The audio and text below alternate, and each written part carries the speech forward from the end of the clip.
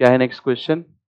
If ABCD is a regular hexagon then AD plus EB plus FC, अच्छा ये जो भी दिया हुआ है, ठीक है, चलिए देखते हैं।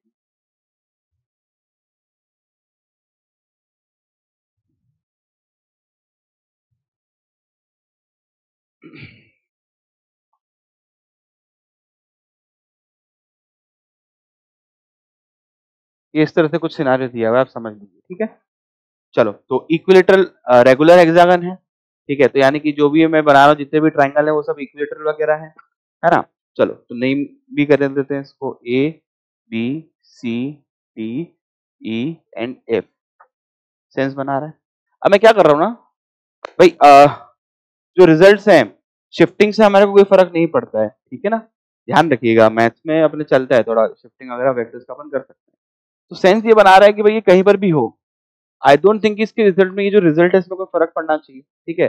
तो मैं क्या कर रहा हूँ ना, for the sake of easiness, ये जो इसका मिड पॉइंट है इस हेक्सागन का, उसको मैं ओरिजिन पे मान लेता हूँ, ठीक है ना, ओरिजिन पे मैं मान लेता हूँ, ठीक। तो अब ये जो मेरा ओडी वेक्टर है, ये एक ओडी वेक्टर मैंने डिफाइन कर लिया, एक ओसी वेक्टर डिफाइन कर दिया, है ना। तो एक ओडी डिफाइन कर देंगे, एक ओसी डिफाइन कर देंगे, एक ओबी डिफाइन कर देंगे, ठीक। तो मैं ये 3 वेक्टर डिफाइन कर रहा हूँ। तो अब मैं इसके अकॉर्डिंग जो है आगे बढ़ सकता हूँ, ठीक है ना। चलो अब देखते जाना। तो अब मेरे से वो किस किस की बात कर रहा है, वो मेरे से बात कर रहा है एडी की। तो देखो एडी कहाँ जा रहा है, एडीयू जा रहा है।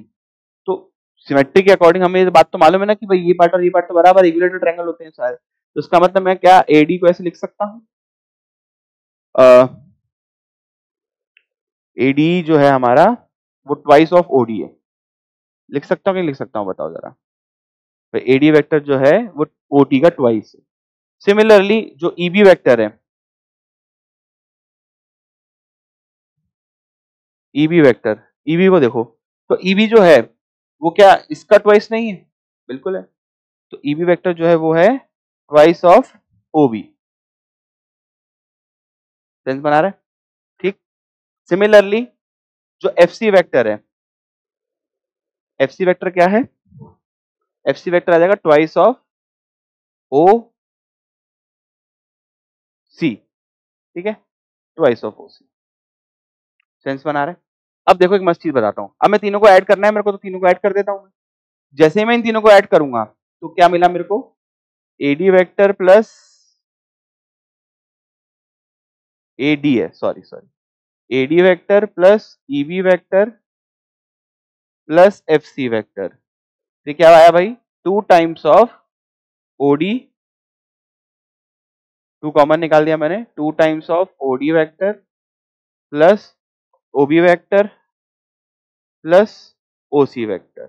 अब एक और मस्त चीज दिखाता हूं मैं, ठीक है, ध्यान से देखिएगा इसमें।